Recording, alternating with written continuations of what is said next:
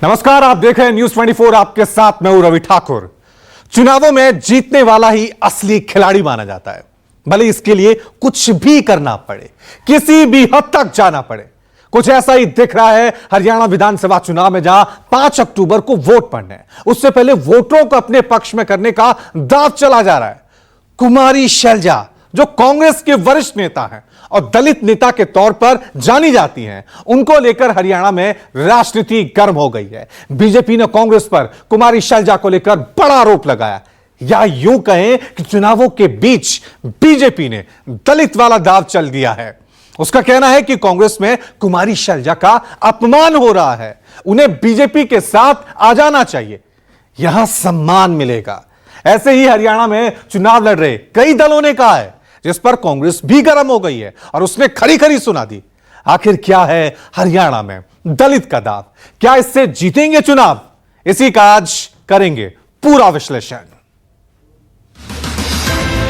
बहुत लोग इनके पहचान निराश हुए, हमने ऑफर दे देंगे उनको अपने साथ मिलाया है। हम तो तैयार हैं इस ऑफर के लिए, आज बहुत तैयार हैं।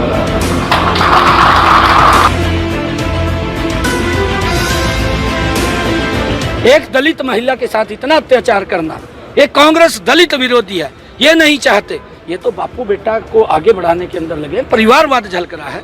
इनको किसी व्यक्ति से, कोई पदाधिकारी से सरोकार नहीं है। आदरणीय शैलजा जी के साथ खड़े हैं। इस ऐसी खराब समय में हम उन्हें पूरा समर्थन देते हैं। अगर वो हमारा पहले भी ऑफर था और आज भी ऑफर है, शैलजा जी को पूरा आदर सम्मान उनकी अपनी पार्टी बहुजन समाज पार्टी में मिलेगा। बीजेपी से सीखने की जरूरत नहीं है। बीजेपी अपने पार्टी को संभाल लेने दो, कांग्रेस पार्टी का जो संभालना है, मिलना है, हम देखें। सारे कांग्रेस के नेता मिलजुल के चुनाव ये लड़ेंगे और सभी आपको चुनाव प्रचार में दिखेंगे।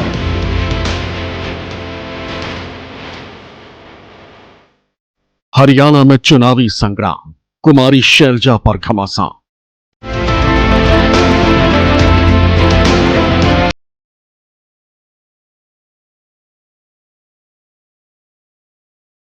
दलित बेटी का अपमान, क्या है बीजेपी का प्लान?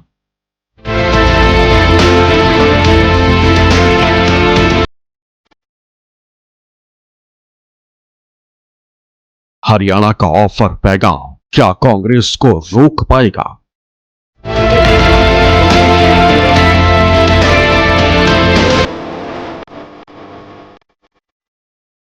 कांग्रेस पार्टी ही ऐसी पार्टी है जो गरीब को ऊपर उठाती है, गरीब की पूछ करती है। शैलजा के बारे में आज तक कोई कुछ नहीं कह सकता। जो शैलजा जिस रंग में, तिरंगे में कांग्रेस में रमी हुई है, कांग्रेस के तिरंगे में ही जाएगी। हरियाणा चुनाव में दलित वोटर बड़ा फैक्टर है। राज्य में लगभग 20% वोटर दलित हैं और कुमारी शैलजा दलितों की बड़ी नेता। कांग्रेस में उनकी गिनती वरिष्ठ नेताओं में होती। वो सिरसा से सांसद है और कांग्रेस आला कमान की करीबी है। अब कुमारी शैलजा को लेकर ही हरियाणा विधानसभा चुनाव की सरगर्मी के बीच राजनीति हो रही। दलित दांव खेला जा रहा है और इसके लिए सहारा लिया गया कुमारी शैलजा की नाराजगी का, जिसका जिक्र अब तक शैलजा की ओर से नहीं किया गया। हरियाणा में भाजपा 10 साल से सत्ता में है और तीसरी बार फिर से सत्ता में आना चाहती है। और जिस तरह से हरियाणा की स्थिति है और हरियाणा में लोकसभा चुनाव हुए हैं, उसी को लेके भारतीय जनता पार्टी अलर्ट है। भारतीय जनता पार्टी किसी भी तरह से कोई भी राजनीतिक मुद्दा हाथ से नहीं जाने देना चाहती और यही कारण है कि कुमारी शैलजा के बहाने कांग्रेस पर भारतीय जनता पार्टी बड़ा हमला कर रही है। शैलजा को लेकर बीजेपी नेताओं ने न सिर्फ दलित कार्ड खेला, बल्कि उनको अपने साथ आने का ऑफर तक दे डाला।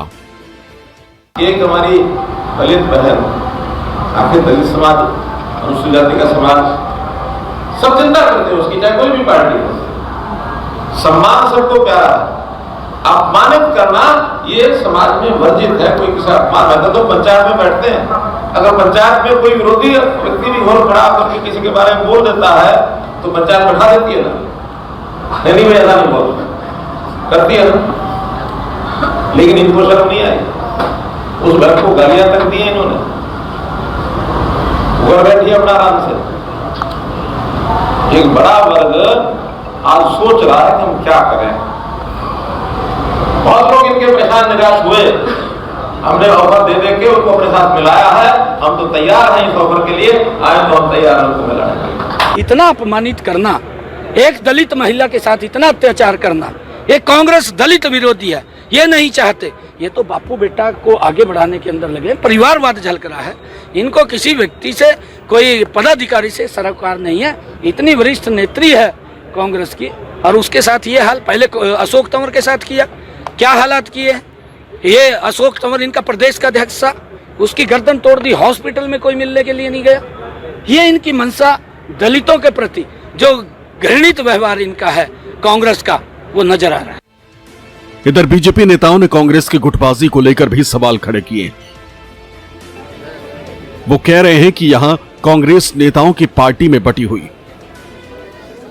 देखिए, अब आपने कहा कि किस पार्टी से, यहां तो कई पार्टियां लड़ रही हैं, कई कांग्रेस भी लड़ रही हैं। हुड्डा कांग्रेस भी लड़ रही है, शैलजा कांग्रेस भी लड़ रही है, सुरजेवाला कांग्रेस भी लड़ रही है। अब अलग अलग जो कैंडिडेट हैं, अलग अलग कांग्रेस के हैं, अब वो कौन सी कांग्रेस से कहां किस सीट के ऊपर मुकाबला है, ये तो लोकल इशू हो गया, वहां का इशू है। कांग्रेस पार्टी कहीं नजर नहीं आती। गुटों में बटी हुई कांग्रेस, हुड्डा जी की कांग्रेस, शैलजा जी की कांग्रेस, सुरजेवाला की कांग्रेस, ये नजर आती। देखिए, कांग्रेस पार्टी में महिलाओं का सम्मान नहीं किया जाता, और जिस प्रकार के बयान उन्होंने कुमारी शैलजा जी के बारे जातिवाद बयान दिए, उनको कोई भी बर्दाश्त नहीं कर सकता। उससे सारे हरियाणा में कांग्रेस के प्रति रोष है। बीजेपी की ओर से सवाल उठाए गए तो बीएसपी और आजाद समाज पार्टी जैसे दलों के नेता भी सामने आए और कांग्रेस पर दलित नेता के अपमान का आरोप लगाने लगे। बीजेपी की तरह बीएसपी नेता आकाश आनंद ने कुमारी शैलजा को साथ आने का ऑफर दे डाला। हमें बड़ा दुख होता है देख के, ये सुन के, कि उन्होंने जो अपना पूरा जीवन संघर्ष लगाया कांग्रेस पार्टी को मजबूत करने के लिए, बदले में कांग्रेस पार्टी ने क्या दिया? क्या दिया कांग्रेस पार्टी ने? कुछ गालियां, जाति टिप्पणियां करी। अगर कांग्रेस इसी नीतियों पे चलती रही तो जल्द ही उसे पूरे देश से खत्म होना पड़ जाएगा। और हम आदरणीय शैलजा जी के साथ खड़े हैं। इस ऐसी खराब समय में हम उन्हें पूरा समर्थन देते हैं। अगर वो हमारा पहले भी ऑफर था और आज भी ऑफर है, शैलजा जी को पूरा आदर सम्मान उनकी अपनी पार्टी बहुजन समाज पार्टी में मिलेगा, और हमारा पूरा सपोर्ट है उनके साथ। अगर वो पार्टी ज्वाइन करना चाहे तो हम उनको खुलेआम यहाँ पे। जिसने इतने लंबे समय तक पार्टी की सेवा की हो और आज उसको जो है जिस तरह से उसे अपमानित करने का काम किया, हमें शर्म के साथ कहना पड़ रहा है कि एक तरफ तो साइडलाइन कर दिया गया है, दूसरी तरफ उनकी पूरी मेहनत पे भी, और जिस तरह की टिप्पणियां जो लोग सरकार में सपना देख रहे हैं आने का, वो लोग कर रहे हैं, ये समझना चाहिए कि उनके भी घर में बहन बेटी है। इतना अहंकार नहीं होना चाहिए, और समाज सब देख रहा है। ऐसा ना हो ऐसी बाजी पलटी जाए कि आपकी आंखें जिस दिन 8 तारीख को खुले तो आपको ऐसा। और सेंटर के जो उनकी लीडरशिप बिल्कुल चुप है, ये भी इस बात का उदाहरण है कि सब कुछ मिले जुले तरीके से हो रहा है। तो हमारे लोगों को सावधान रहना है। जो लोग आज उन पार्टियों में हमारे समाज के नेता उन्हीं की इज्जत नहीं करते, तो हमारे समाज की क्या इज्जत करेंगे, ये भी समझने का विषय है। कुमारी शैलजा को लेकर जैसे ही राजनीतिक बयानबाजी शुरू हुई, कांग्रेस अध्यक्ष मल्लिकार्जुन खड़गे बचाव में आए और उन्होंने बीजेपी को ही सवालों के घेरे में खड़ा किया और कहा कि उन्हें अपना घर संभालना चाहिए। मैं पहले बोला अपना घर पहले संभालने दो, और यहाँ पर जो है हमारी हाईकमांड है, सारे लोग हैं, वो संभालेंगे। और जो शैलजा की बात आप लोग कर रहे हैं, वो हमारे पार्टी की वरिष्ठ नेता है, वो पार्टी के लिए काम करेगी, वो पार्टी में पूरा ध्यान लगाकर पहले से भी की है, आज भी करेगी और आइंदा भी करेगी। तो ये कोई सवाल बीजेपी से सीखने की जरूरत नहीं है। बीजेपी अपने पार्टी को संभाल लेने दो, कांग्रेस पार्टी का जो संभालना है, मिलना है, हम देखेंगे। हरियाणा में कांग्रेस का चुनाव प्रचार का प्रमुख चेहरा दीपेंद्र हुड्डा भी बचाव के लिए आगे आए और उन्होंने पार्टी में किसी तरह की गुटबाजी से इनकार किया और कहा कि पार्टी के सभी नेता चुनाव प्रचार के लिए निकलेंगे। अन्य नेताओं ने भी कुमारी शैलजा की नाराजगी पर पार्टी का बचाव किया। 89 पे लड़ रही है, 1 पे कम्युनिस्ट पार्टी लड़ रही है, दादरी में, भिवानी में, लेकिन जो जन समर्थन मिल रहा है उसके आधार पे मैं कह सकता हूँ 36 बरादरी ये फैसला कर चुकी है, अगली सरकार कांग्रेस की सरकार बनाएगी। देखिए, सारे कांग्रेस के नेता मिलजुल के चुनाव ये लड़ेंगे और सभी आपको चुनाव प्रचार में दिखेंगे। नाराजगी कांग्रेस में कुछ नहीं होती है। ये आप जैसे मेरे साथी भाई बंधु ही बना देते हैं। अब मैं 4 दिन नहीं आऊं शिशपाल केरवाला के चुनाव में, आप बोलोगे नाराज है। कोई नाराज नहीं है। कांग्रेस के सब लोग इकट्ठे हैं। हाँ, परिवार में भी मतभेद हो जाते हैं, इसमें क्या फर्क पड़ता है। परिवार में भी कई बार बाप के साथ बेटा रूठ जाता है, बेटे के साथ बाप रूठ जाता है। इसका मतलब ये नहीं है कि चुनाव के लिए, चुनाव में सब लोग इकट्ठे हैं। हमारे यहाँ एक आदत है, आजादी के आंदोलन से आदत रही है कि हम अपनी स्पष्ट रूप से बात पार्टी के मंच पे भी और बाहर भी जरूरत पड़े तो बोलते हैं। और हमारे यहाँ वो अंकुश या वो घुटन नहीं है कि आप अपनी बात नहीं कह पाते। तो हमारा नेता जब कभी अपनी बात करते हैं, इसका ये मतलब नहीं होता वो पार्टी छोड़ रहे हैं। ये क्योंकि भारतीय जनता पार्टी हमारे इस चरित्र को नहीं समझ पाती है, इसलिए वो हमेशा कोशिश करती है कि जब कुछ खलल हो रहा है इसमें हम खेल लें। खट्टर जी से मैं इतना कहूंगा कि आप एक्स सीएम थे, अब आपके 2 एक्स सीएम हो जाएंगे हरियाणा में अगले 10-15 दिन में। साफ है कि दलित दाव के बहाने हरियाणा में कांग्रेस को घेरने की कोशिश हो रही। सवाल यही है कि क्या बीजेपी और अन्य दलों के लिए यह इतना आसान होगा? अब बड़ा सवाल यह है कि कांग्रेस नेता कुमारी शैलजा पर बीजेपी और बीएसपी इतना इंटरेस्ट क्यों दिखा रही है। इसके पीछे सबसे बड़ी वजह है दलित वोटर्स। चलिए पॉइंटर्स के जरिए समझते हैं कि दलित बेटी के नाम पर इतनी सियासत क्यों हो रही है। पहला पॉइंटर समझिए, हरियाणा में 20% वोटर दलित हैं। इन्हीं 20% वोटर को लुभाने के लिए बीजेपी और बीएसपी कुमारी शैलजा के नाम का इस्तेमाल कर रही है और उनको ऑफर दे रही है। दूसरा पॉइंटर है, राज्य की 17 सीटें रिजर्व हैं। 17 सीटों पर सबको कब्जा करना है। बीजेपी लोकसभा चुनावों में पिछड़ गई थी, कांग्रेस ने यहां पे बढ़त बनाई थी। बीजेपी दोबारा इन 17 सीटों पे दबदबा चाहती है। यही वजह है कि कुमारी शैलजा के नाम पर आज जमकर सियासत हुई। वही तीसरा पॉइंट समझ लीजिए। तीसरा पॉइंट यही है कि दलित वोटरों के पास सत्ता की चाबी है। अमूमन हरियाणा की जो सियासत है उसमें देखा जाता है जाट और नॉन जाट, लेकिन दलित जिसके साथ शामिल हो जाता है सत्ता की चाबी उसे ही मिल जाती है। अब बड़ा सवाल यह भी है कि कुमारी शैलजा का नाम का इतना जिक्र हो रहा है, कितना प्रभाव हरियाणा की सियासत में रखती है, कौन कौन से वो एरिया, जल्दी से समझ लीजिए। सिरसा, अंबाला, पंचकुला, फतेहाबाद इलाकों में इनकी पैठ है और ये कई चुनाव जीत भी चुकी है। यही वजह है कि इनको यहां पे ऑफर दिया जा रहा है और इनके सहारे दलित राजनीति यहां पर की जा रही है। करीब 21 विधानसभा ऐसी सीटें हैं जहां पर कुमारी शैलजा का अच्छा असर, यानी दलित वोटर्स का अच्छा खासा असर माना जाता है। वहीं कांग्रेस संदेश यात्रा के जरिए अपनी ताकत भी कुमारी शैलजा दिखा चुकी हैं।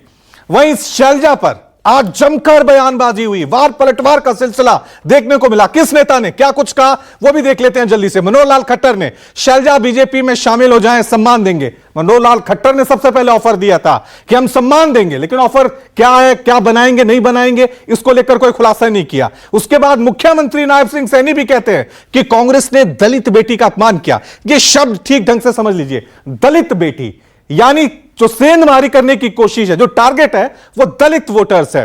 तीसरा देखिए, आकाश आनंद, बीएसपी जो दलित वोटर्स की अपने आप को सर्वे सभा समझती है, उनकी तरफ से भी ऑफर दिया गया था कि आइए हमारे पास हम ऑफर दे रहे हैं। चंद्रशेखर आजाद समाजवादी पार्टी के अध्यक्ष वो कह रहे हैं कि कांग्रेस में कुमारी शैलजा को साइडलाइन किया गया है। कुलदीप बिश्नोई बीजेपी के नेता हैं, ये भी कह रहे हैं कि हरियाणा की भावी सीएम है शैलजा।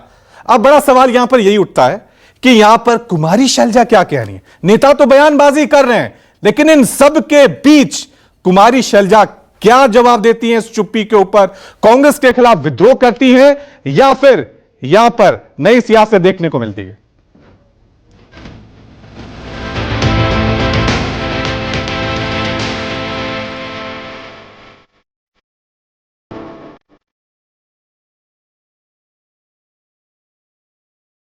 हरियाणा की 90 सीटों पर 5 अक्टूबर को वोटिंग होनी, जिसके लिए चुनाव प्रचार चरम पर है। यहां मुख्य मुकाबला कांग्रेस और बीजेपी के बीच माना जा रहा,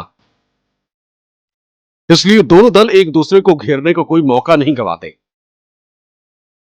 और जब बात दलित वोटों की है तो फिर बीजेपी कांग्रेस पर ज्यादा हमलावर होती है, क्योंकि लोकसभा चुनाव में कांग्रेस ने बीजेपी को बड़ा डेंट दिया था। 2019 और 2024 के लोकसभा चुनाव के आंकड़ों को देखें तो यह तस्वीर साफ दिखती। 2019 के चुनाव में बीजेपी ने हरियाणा के सभी 10 सीटों पर जीत दर्ज की थी और विधानसभा की जो 17 रिजर्व सीटें हैं उनमें से 15 पर जीत हासिल की थी, जबकि कांग्रेस सिर्फ 2 सीटों पर बढ़त बना पाई थी। वहीं जिन 47 सीटों पर दलित वोटों की संख्या 20% से ज्यादा है, उनमें से 44 सीटों पर बीजेपी को बढ़त मिली थी। यानी साफ है कि 2019 के चुनाव में दलित वोटर्स ने बीजेपी का साथ दिया, लेकिन 2024 के लोकसभा चुनाव में बाजी पूरी तरह से पलट गई। बीजेपी राज्य की 5 सीटें हार गई। कांग्रेस जो 2019 में कोई सीट नहीं जीत पाई थी, उसे 5 सीटें मिली। राज्य की दोनों रिजर्व सीटों पर कांग्रेस के प्रत्याशियों ने जीत दर्ज की। वहीं 17 रिजर्व सीटों की बात करें तो 11 सीटों पर कांग्रेस ने बढ़त बनाई। बीजेपी सिर्फ 4 सीटों पर ही जीत सकी थी। वहीं जिन 47 सीटों पर दलित वोटर्स की संख्या 20% से अधिक है, वहां भी कांग्रेस ने बड़ी बढ़त बनाई। 25 सीटों पर कांग्रेस को बीजेपी से ज्यादा वोट मिले, जबकि बीजेपी के प्रत्याशी सिर्फ 18 सीटों पर ही आगे रह पाए। वहीं वोटों की बात करें तो 2019 और 2024 के चुनाव में काफी अंतर आया। 2019 के चुनाव में बीजेपी को 58.2% वोट हरियाणा में मिले थे, जबकि कांग्रेस को सिर्फ 28.5% वोटों से संतोष करना पड़ा। 2024 के चुनाव में बीजेपी को हरियाणा में 12% से ज्यादा वोटों का नुकसान हुआ। पार्टी 46% वोटों पर आ गई, जबकि कांग्रेस के वोटों में लगभग 16% वोटों का इजाफा हुआ। पार्टी को 44% वोट मिले।